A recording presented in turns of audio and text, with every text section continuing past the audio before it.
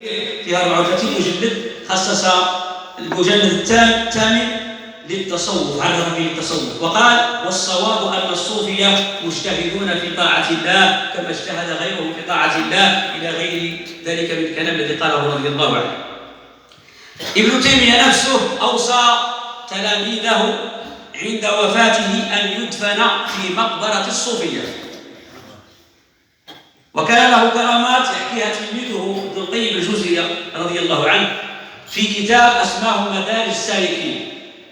ويكفي هذا الذين يطعنون في التصوف أن يقرأوا مدارج السالكين.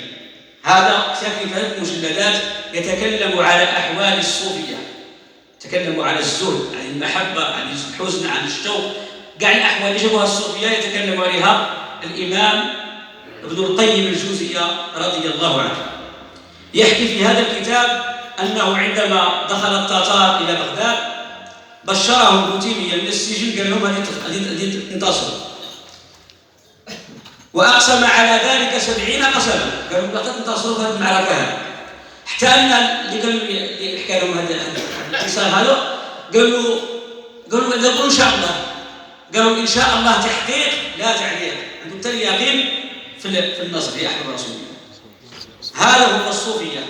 الصوفية أحوال رسول الله على مر العصور كانوا علماء أجلاء صدورا في المعرفة.